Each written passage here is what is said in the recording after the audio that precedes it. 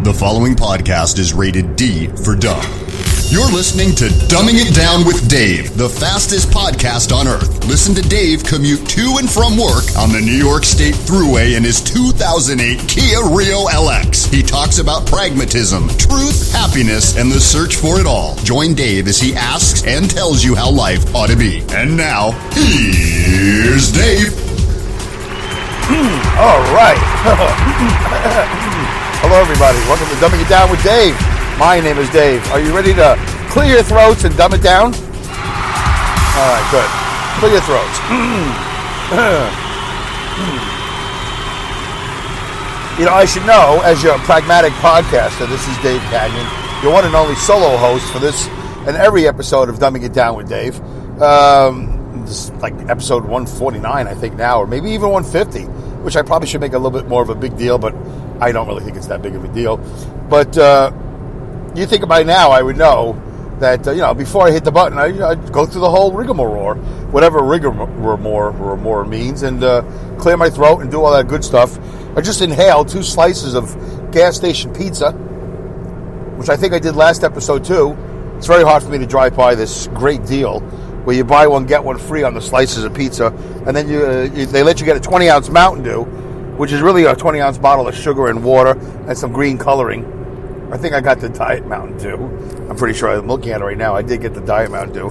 Somehow that makes me feel a little bit better. But it's all garbage. It's all toxic. The white flour, the pepperoni, the high nitrate, right? Nitrate pepperoni that's in there. The high salty sauce. The white flour, sugary bread, dough. The cheese, artificial cheese. There's not one part of that is real. Even the heat that they heated the pizza with is fake. It's some sort of electronically mastered, digitally prepared heat that cooks. There's no frying pan. There's no real fire.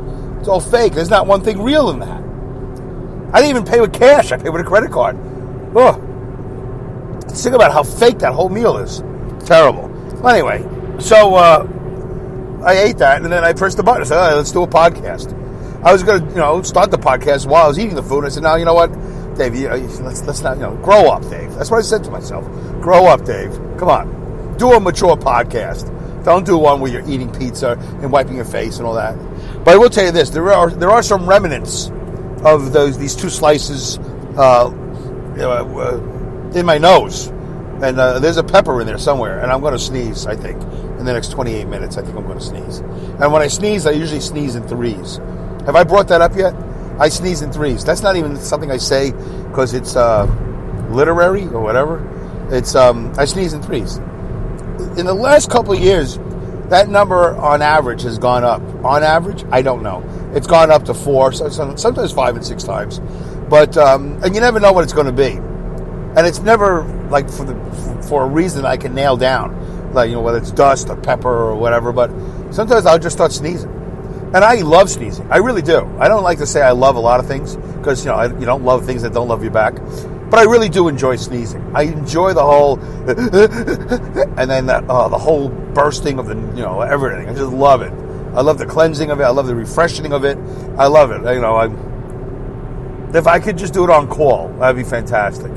No, I don't want to fake it. Like I really want to if there was a button I could press, like my belly button, activate the sneeze, and let's just know in the next, like a toaster oven, you just watch the thing start to glow a little bit. You hit it, tick, tick, tick, tick. Everything starts to. Oh man, I would just love to know it's coming, and then all of a sudden just let it out. And I mean, when I sneeze, man, I totally inhale. I know it's coming, and I embrace it.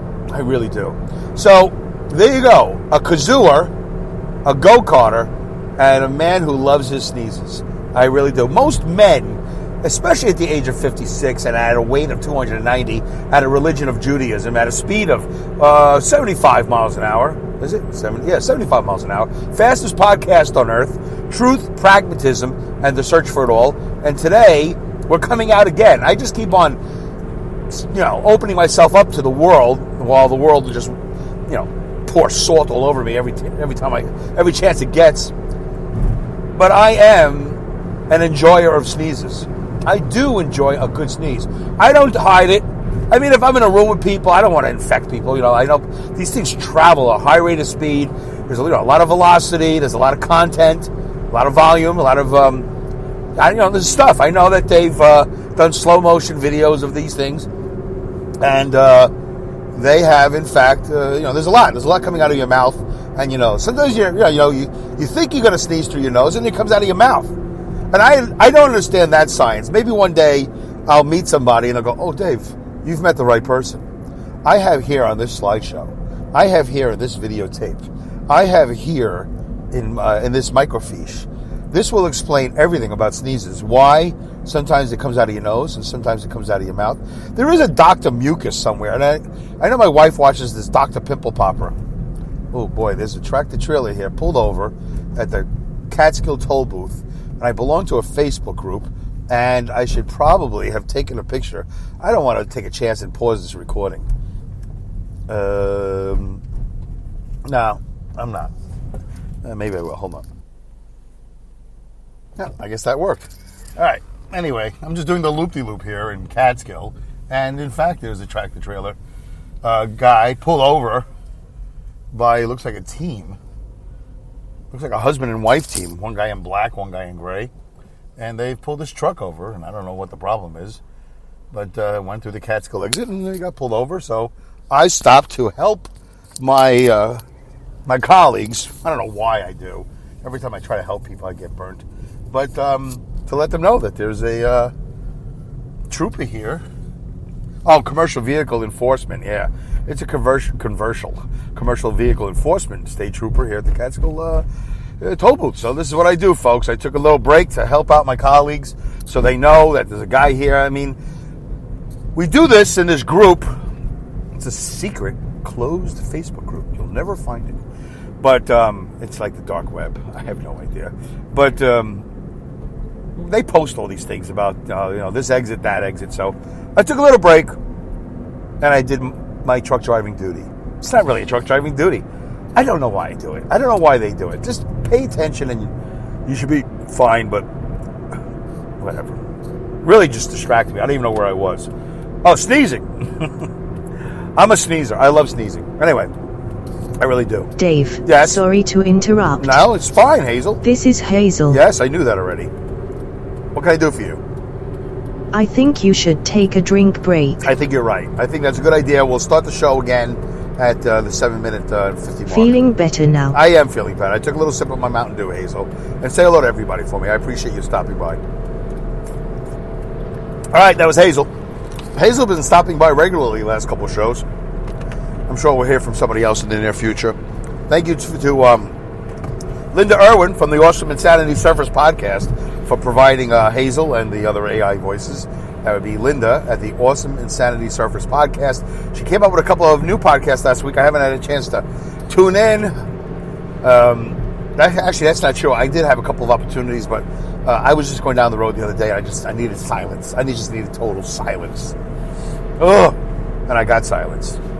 All the way back from Rochester, New York. 4 hours out, 4 hours back. Nothing but silence. Not nothing, but mostly silence. There we go. All right, let's get on with the show, shall we? We had a little drink break early in the show. Usually we have a drink break later. So I thanked Linda, and I'm going to thank Alex now. Alex Exum at the top of the show for doing the intro. He's the guy that provides the voice and goes, "Here's Dave."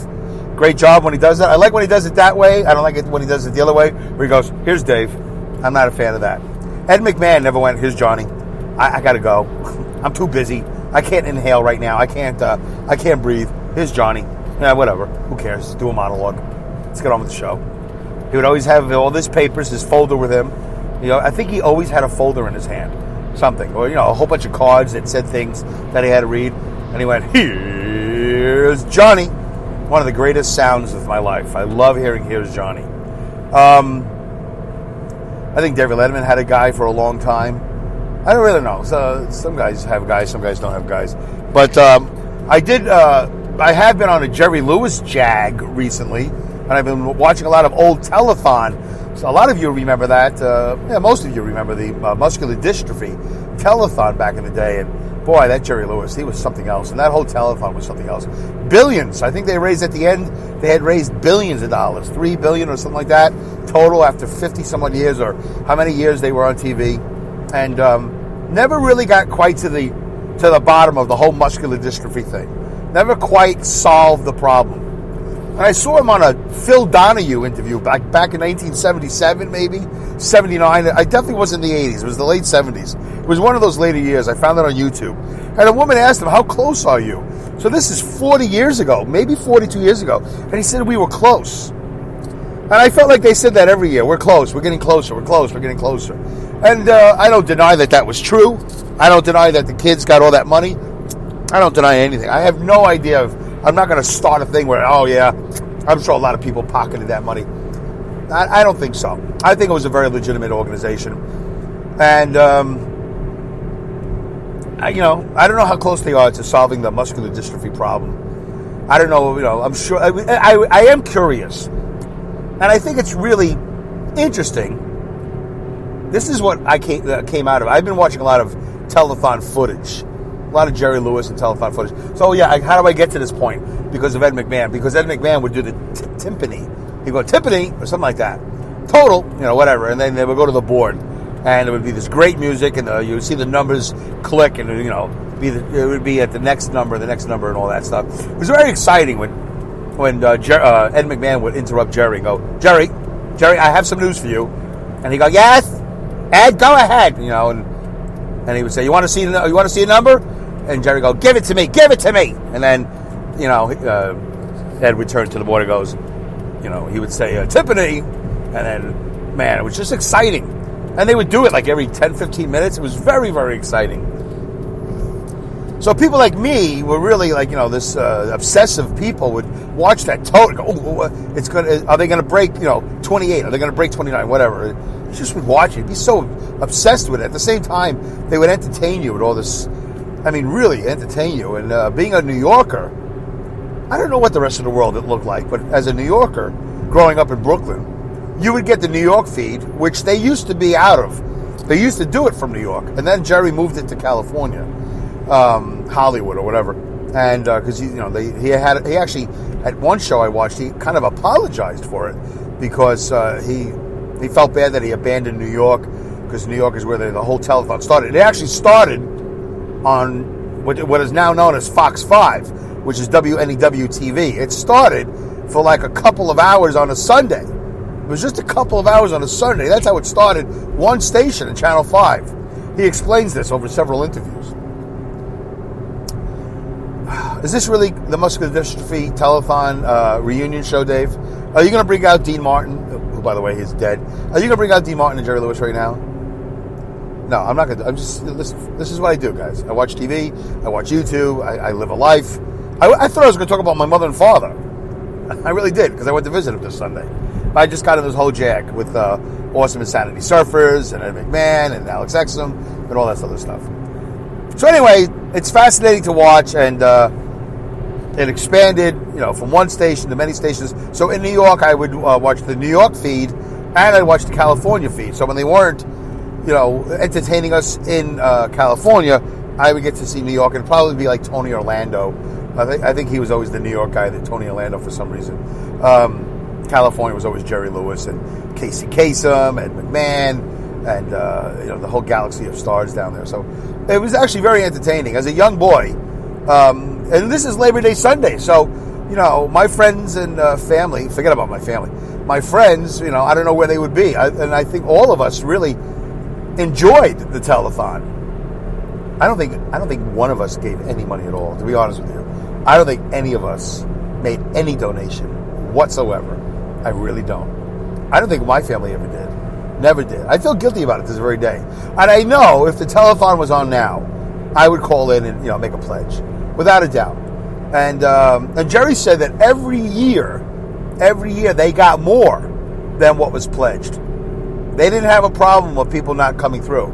They got more. People would pledge 10, and by the time the envelope showed up at their house, they gave 15 or 20. And those numbers, by the way, never reflected the corporate investment, the donation. So if they ended the show at 29 million, that didn't include the 4 or whatever some odd million that 7-Eleven and all those other guys gave. So it's pretty fascinating to get into a Jerry Lewis muscular dystrophy jag on YouTube and go through the whole thing. one thing I took away from the whole experience of watching all this, that it was a unifier, I felt, the telethon. The country getting behind Jerry once a year, the same day every year, for I think was 23 and a half hours or something like that. I don't remember the exact amount of time. But the country was unified for that day. Absolutely. First of all, we were not nearly as, well, I don't know if I should say that. I didn't feel we were as polarized then as we seem to be now. Seem to be. I don't know if we are, but seem to be. Where everything is so, I'm sorry to say, black and white, including relationships between the black and the white. But, we seem to be quite polarized. But back then it didn't seem as bad. But that was me. I'm sure for some people it did seem polarized, and it was polarizing, I'm sure, for a lot of people. But also, not only was it a unifying day, because you would talk about it, at the water cooler Monday or Tuesday, whatever whatever job you had. I hate saying water cooler. Not everybody had a water cooler. But you would talk, hey, did you see the telethon? No, I missed it this year. I was at the barbecue. Oh, well, how much money did he raise? I don't know, millions. Is he ever going to solve the problem? I don't know. He says he's close. Every year is the same conversation all over the country. People are talking about Jerry Lewis and the muscular dystrophy. By the way, this isn't just some guy. This is Jerry Lewis. It was a big deal. Jerry Lewis hosting the telethon was a big deal because he was Jerry Lewis. He made a ton of movies. Lewis and Martin. It was huge, and he had that mystique. The clown, the sad clown, the angry clown. Behind the jokes, behind the pratfalls and the whole guffaw, the whole lady, all that. There was an angry man in there. There's no doubt about it. He died pretty angry. It seemed like he died pretty angry. He didn't die happy. And then he had that major illness at the end. He took the steroids. He was all bloated. It was kind of tough to watch. So anyway, well, I'm all over the place today. But the other thing that I took away from this, watching all this Jerry Lewis muscular dystrophy telethon thing, was the involvement of the youth. You'd see there'd be these moments where these, I don't know if it's Key Club or whatever, but these people would be involved. These kids would have dance-a-thons, skate-a-thons, carnival-thons, whatever. They do these things. There was actually a really huge roller skating entity, I don't know, some organization that would contribute, I don't know, hundreds of thousands of dollars, millions of dollars. I don't know. He mentions it. The roller skaters. He would refer to them as the roller skaters. So people had all these thons, dance-a-thon, walk-a-thon, whatever, and you knew it was for muscular dystrophy. And it was all over. It was all year long. Bowl-a-thon. I remember bowl-a-thons. All this stuff. A lot of thons. And this was all to raise money for Jerry Lewis. So it's a unifier. It was a unifier. And we don't have that anymore. When they got rid of Jerry Lewis and they lost that telethon, the whole telethon fell apart. I remember, wow, that's a big mistake. Huge mistake. I would still watch it to this very day, if I could. There's got to be a network. I am amazed there hasn't been a revival. Somebody saying, hey, let's get somebody and revive this telethon. And what's also interesting is that there's no other organization that has put together anything even close to the muscular dystrophy telethon with Jerry Lewis. And he got criticized for that. I watched him on his Phil Donahue show back in the late 70s. Cystic fibrosis and the Heart Association, all these other organizations that need help. They never got the time. They were so dwarfed in their fundraising. It was horrible. I mean, it was not horrible, but muscular dystrophy was, after how many years, we got billions. No government money whatsoever. It was all people money. Anyway, I thought it was fascinating. And I do think that you could trace a lot of, I've had conversations with several of you and several other people about the downfall of this country, And I think if you go back to the day and time where they said, that's it, Jerry Lewis, go to that day when they put out that press release that Jerry Lewis would no longer be involved with the telethon. You'll see, I bet, that's my theory. I'm not going to follow through, I don't have time. But my theory is, you find that date. I don't know how many years ago that was. 3, 4, 5 years ago. Probably 10 years ago at this time. I have no sense of time. That you'll see a big slide in American culture, American polarization and all that other stuff. You'll see it. I bet you will. You could blame it on religion. You could blame it on Donald Trump. You could blame it on a lot of things. But somewhere at the beginning of this all, you can blame it on 9/11, which is tomorrow. That has a lot to do with it. That really upset us. There's a lot of things you can point to. It's never one thing. It's not one thing. It's many things. I just took a mini breather break. Let's do a breather break. We haven't done one in years. Let's do a breather break. 3 deep breaths in through the nose, out through the mouth. I don't have a thing for it right now. It's probably right here. Do I have a thing for it right here? What is this? Time for a drink break. No. Why didn't I get rid of that? I didn't like that one. That was low volume. I didn't like that one. What is this one over here? Oh, I can't hit the button. Hey, Dave. Yes. Dave. Oh, Joe.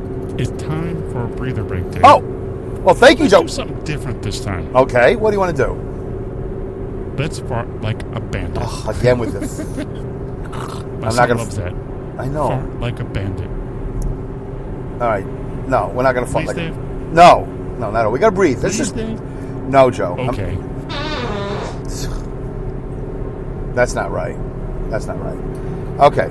Anyway, let's just breathe. 3 deep breaths. Thank you, Joe. I appreciate you reminding me that we needed to do a breath break, even though I had just mentioned it. And no, we're not going to fart like a bandit. And I know Sean loves it. Your son loves it, and it's good for Sean, but not good for my fans. All right, here we go.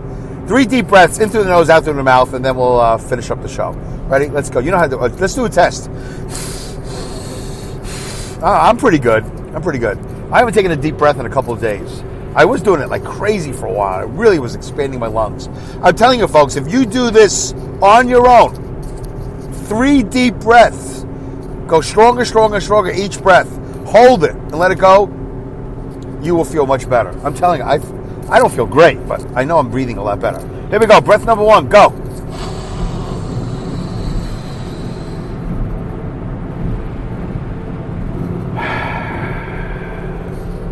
By the way, I just exhaled through my mouth. You can exhale through your nose if you want. The next 2, I'm going to try to exhale through my nose.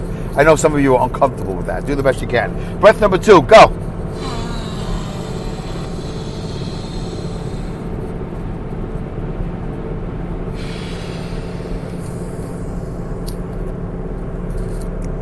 All right, breath number 3, last one. Hold it at the top, really strong. Well, this is for everything. Make it hurt a little bit, and then we'll be done. Ready? Go.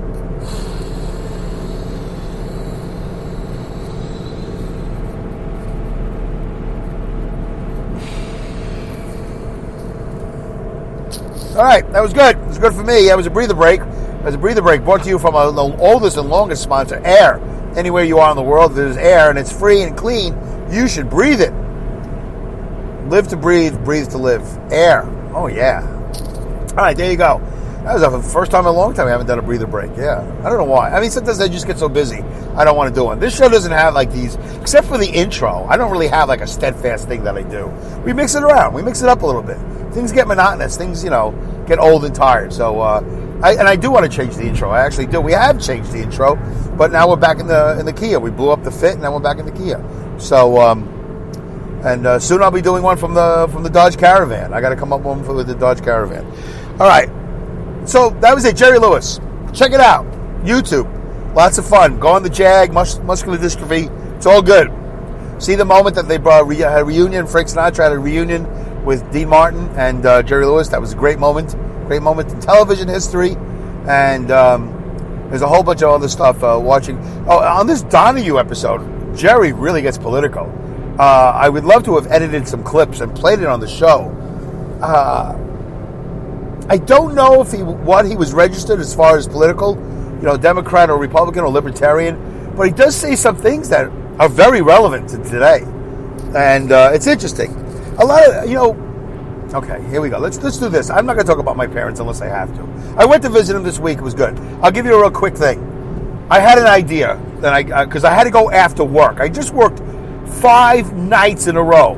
I did 63 hours of truck driving last week. 63, not including the commute. And I got paid for the holiday, which is Labor Day. So the commute, it's an hour each way, whatever. So that's 10 hours basically of commuting. 63 hours of on-the-clock truck driving. 73 hours. I did 73 hours in 5 days. Sunday morning, because I work Saturday nights now, because of the geniuses at my job. They make a great schedule. And I had to go visit my parents. My parents, and my wife has to go visit her stepmother, and we have to make our appearances. We don't do it often. Like once every 6 weeks, maybe. Anything more than once every 6 weeks is really taxing. It's a long drive down to Brooklyn. 2 hours, a little bit more than 2 hours. Then it's a whole day down in Brooklyn, and then it's 2 hours. It's 2 hours back. It's exhausting. It really kills your day. It kills. But you do it out of respect, because one is my mother, and one is her stepmom.